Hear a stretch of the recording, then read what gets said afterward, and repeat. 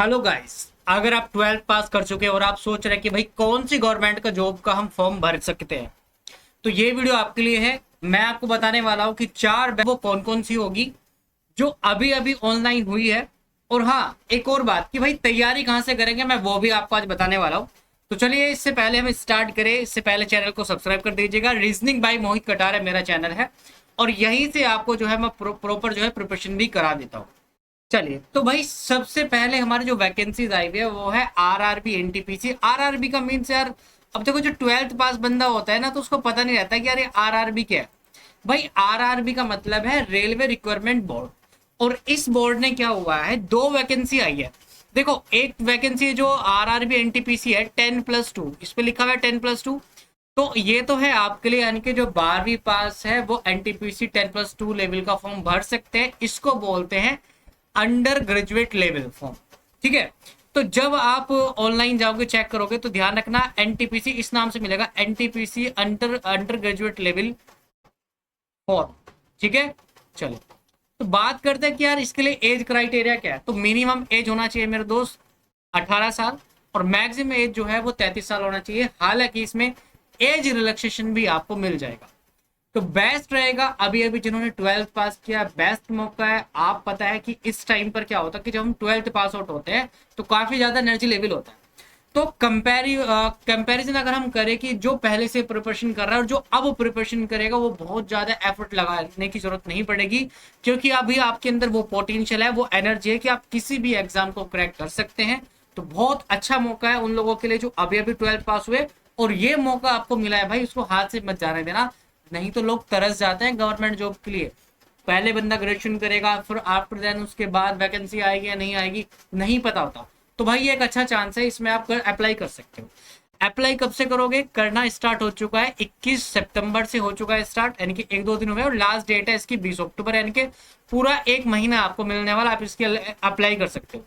चलिए, तो last date हो गई। अब इसके बाद ध्यान रखना कि करेक्शन के लिए भी अलग से डेट देते हैं, जो कि आपकी है 23 अक्टूबर, और 23 अक्टूबर से लेके 1 नवंबर तक। यानी कि बात यह है कि भाई अगर हम मोटा मोटा बात करें कि सितंबर में फॉर्म निकल रहा है, करेक्शन की लास्ट डेट क्या है, नवंबर है, तो सितंबर में ये फॉर्म फिलअप हो रहा है। ठीक है मेरे दोस्त। और फिर ये नवंबर में क्या हो रहा है कि नवंबर में तो करेक्शन ही होगा। तो इसका मतलब ये है कि अगर रेलवे को एग्जाम कराना होगा तो मान के चले कि अप्रैल तक, तो कितने महीने हो गए, देखो सितंबर अक्टूबर नवंबर, 3 महीने तो ये हो गए। क्योंकि सितंबर, सपोज करो कि भाई सितंबर जहाज होगा, 3 महीने हो गए, 4 महीने हो गए। प्रॉपर 7 मंथ है आपके लिए प्रिपरेशन करने के लिए। और बेस्ट प्रिपरेशन हो सकती है भाई 7 मंथ के अंदर अंदर। कोई भी बच्चा जो है 7 महीने में एग्जाम निकाल सकता है, चाहे वो कितना ही बड़ा लेवल का एग्जाम क्यों ना। ठीक है। चलिए, अब जैसे जनरल और ओबीसी की फीस क्या रहने वाला, ईडब्ल्यूएस की 500 रुपए, SC ST के लिए 250 रुपए। जो भी फीमेल्स है, यानी कि देखो यार, जो भी मेरी बहनें हैं, मतलब अगर देखा जाए कि यार फीमेल्स कैटेगरी के लिए सिर्फ 250 रुपए की फीस है, और फीमेल्स भी इस फॉर्म को भर सकता है। हाँ, अगर देखिए, अगर आप स्टेज 1 के लिए, अब ध्यान से सुनना कि यू आर ओबीसी वालों को फीस रिफंड हो जाएगी। ऐसे ST SC और फीमेल्स को भी रिफंड हो जाती है फीस। जब आप एग्जाम देने जाओगे तब आपकी फीस जो है एग्जाम देने के बाद रिफंड हो जाती है।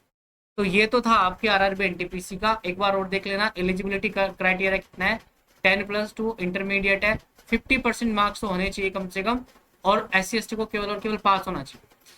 अच्छा, इसमें देख लेना 4 पोस्ट है। एक तो है टिकट क्लर्क की, फिर ट्रेन क्लर्क है, अकाउंट है, और टाइपिस्ट है। ठीक है। चलिए, अब हम बात करते हैं कि दूसरा कौन सा फॉर्म आया है सर। तो दूसरा आया भाई बिहार विधानसभा परिषद में ऑफिस अटेंडेंट का। अब ये अटेंडेंट क्या करता है यार, देखो, एक तो नाइट गार्ड वाला है, आप देख पा रहे हो, ऑफिस अटेंडेंट नाइट गार्ड में 5 वैकेंसी है। 10, यानी कि सिर्फ केवल और केवल 10th पास बंदा इसको चाहिए, कि भाई 10th पास होना चाहिए। उसके बाद लैंग्वेजेस का पता होना चाहिए कि भाई हिंदी और इंग्लिश दोनों ही कंपलसरी है, उसको हिंदी भी आनी चाहिए और उसको इंग्लिश भी आनी चाहिए। ऐसे इसमें देख लेना आप, इसमें 3 वैकेंसी है। ऑफिस अटेंडेंट ये दरबन है, ठीक है, और ऑफिस अटेंडेंट ये सफाई करनी है। तो केवल और केवल 10th पास पर भी आपकी वैकेंसी, ये भी अच्छी वैकेंसी, आप इसको फिल कर सकते हो। सचिवालय का मतलब होगा कि जहां से ऑर्डर्स पास होते हैं ना, सारे के सारे, देखो एक स्टेट होता है, स्टेट क्या करते हैं, अपना ऑर्डर पास करते हैं। अब उस ऑर्डर को पालन सही से हुआ है या नहीं हुआ है, वो काम किसका होता है, वो काम सचिवालय का होता है। और विधान परिषद ये सचिवालय के अंदर आता है। तो थोड़ा सा ध्यान रखना, ये अच्छा फॉर्म है। तो 18 कब से स्टार्ट हुआ, देखो हालांकि ये फॉर्म पहले फिल करा चुके हैं 2024 में, लेकिन अभी अभी रीओपन हुआ है, इसको ध्यान रखना, ये वाला पॉइंट देख पा रहे हो, अभी रीओपन हुआ है 18 से 27 सितंबर के बीच आप इसको फिल कर सकते हो। जनरल ओबीसी डब्ल्यूएस के लिए जो फीस है वो 300 रुपये, और अगर कोई बंदा अदर स्टेट से भी है ना उसके लिए भी 300 रुपये। SC ST के लिए कितना हो जाएगा, केवल और केवल 150 रुपये की फीस लगने वाली है, और बिहार के लिए भी 150 रुपये फीस की लगने वाले, बट उसके साथ पास में बिहार का डोमिसाइल होना चाहिए। नेक्स्ट आ जाते हैं यार सबसे बड़ी वैकेंसी, जो जिसका वेट करते हैं ना भाई लड़के, जो 12th पास हो गया था ना, बंदे में बड़ी एनर्जी होती है और वो चाहते हैं कि हम तो BSF में जाएंगे, CSF में जाएंगे, ITBP में जाएंगे, जो इंडियन तिब्बत पुलिस फोर्स है उसमें जाएंगे, CRPF central reserve police force है ना। देखो मेरा दोस्त भी है यार CRPF में भी है, BSF में भी है, और एक बंदा CISF में भी है। तो काफी जो लोग होते हैं ना, और ध्यान रखना इसका एक पेपर होगा, जो मैंने रेलवे का बताया उसके 2 एग्जाम है, जो मैंने आपका विधानसभा सचिवालय का बताया उसको 1 एग्जाम है, और इसका एक एग्जाम होने वाला सिंगल एग्जाम है, एक बारी में ही आप इसको एग्जाम को हिट कर सकते हो। SSC GD के नाम से इस फॉर्म को जाना जाता है। यहाँ आपको BSF, CISF, ITBP, CRPF और NCB क्या होता है, नारकोटिक सेंट्रल ब्यूरो होता है। आपने फोर्स मूवी देखी होगी जॉन इब्राहिम की, वो जॉन इब्राहिम क्या करता है उसमें, वहां पर NCB के अंदर होता है, यानी कि नेशनल है ना नारकोटिक सेंट्रल ब्यूरो के अंदर होता है। ठीक है, फिर आसाम राइफल्स, जो आप देखते हो ना कि भाई मणिपुर में दंगा हो गया तो आसाम राइफल्स लग जाते हैं वहां पर। ठीक है, चलिए इसकी डेट क्या है, 5 सितंबर से स्टार्ट हो चुका है। लास्ट डेट जो है वो 14 अक्टूबर से 11 अक्टूबर है। 11 अक्टूबर में भी कितना, हाँ 14 अक्टूबर तक है, और केवल 11 बजे के बाद पोर्टल बंद हो जाएगी रात। जनरल ओबीसी वालों के लिए फीस कितनी रहेगी, 100 रुपये। SC ST के लिए कोई फीस नहीं है, महिलाओं के लिए कोई फीस नहीं है, फीमेल्स के लिए कोई नहीं है। फीमेल्स भी इस वैकेंसी को फॉर्म फिल कर सकते हैं। अच्छा वैकेंसी कितनी है तो मैं आपको दिखा देता हूँ भाई, सबसे ज्यादा वैकेंसी भी इसी के अंदर है। कितनी है, 39,481 वैकेंसी है, एक बहुत अच्छा नंबर है। BSF के अंदर सबसे ज्यादा वैकेंसी 15,654 वैकेंसी।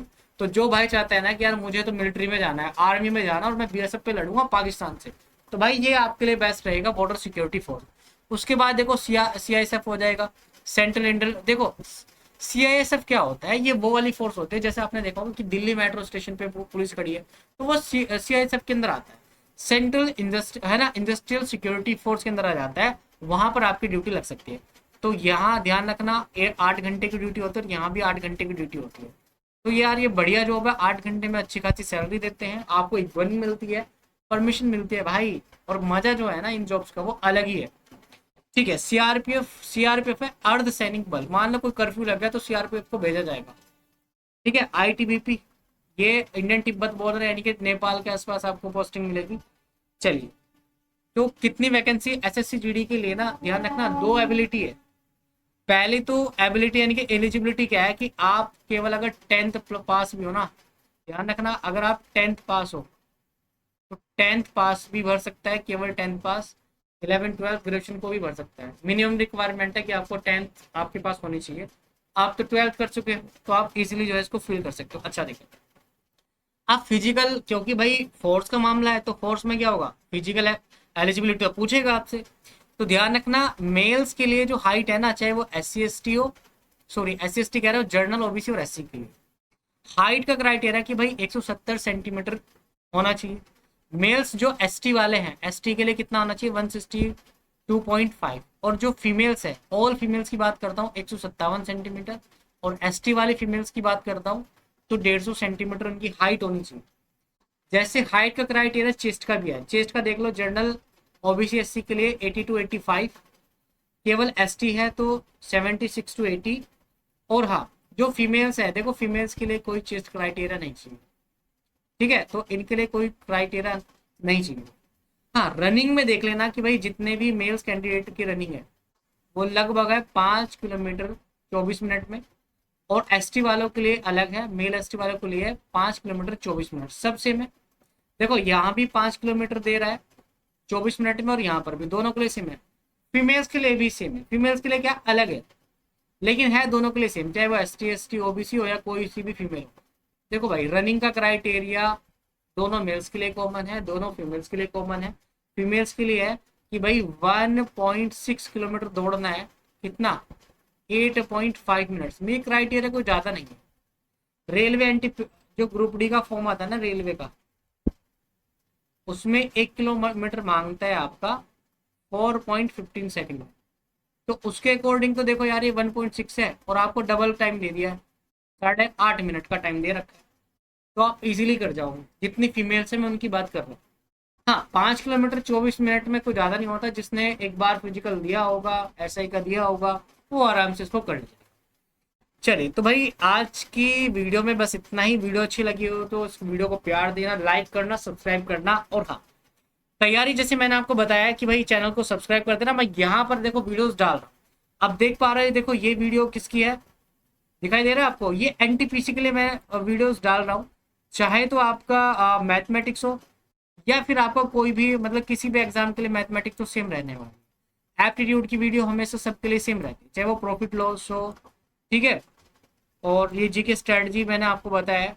चलिए, तो आज की वीडियो में अगर आप 12th पास कर चुके तो एक बार और मेरे भाई और जितने भी लोग हैं अपने दोस्तों को मैं कहना चाहूँगा कि यार ये फॉर्म जरूर फिल कर लेना, क्योंकि अगर सही एज में अगर एक गवर्नमेंट जॉब लग जाए तो भाई वो बेस्ट होता है। अगर सपोज करो सही एज में गवर्नमेंट जॉब नहीं लगी तो भाई काफ़ी ज़्यादा दिक्कतें उठानी पड़ती है, जो केवल और केवल है ना वही जान सकता है जिसके पास गवर्नमेंट जॉब नहीं है, खाने के लिए पैसा नहीं है ना, रहने के लिए जगह नहीं है, ठीक है, और घूमने फिरने के लिए भी जेब में पैसे नहीं है। भाई बहुत ज़्यादा प्रॉब्लम हो जाती है। तो मेरे भाई ये अच्छा मौका है, इस फॉर्म को भर लेना।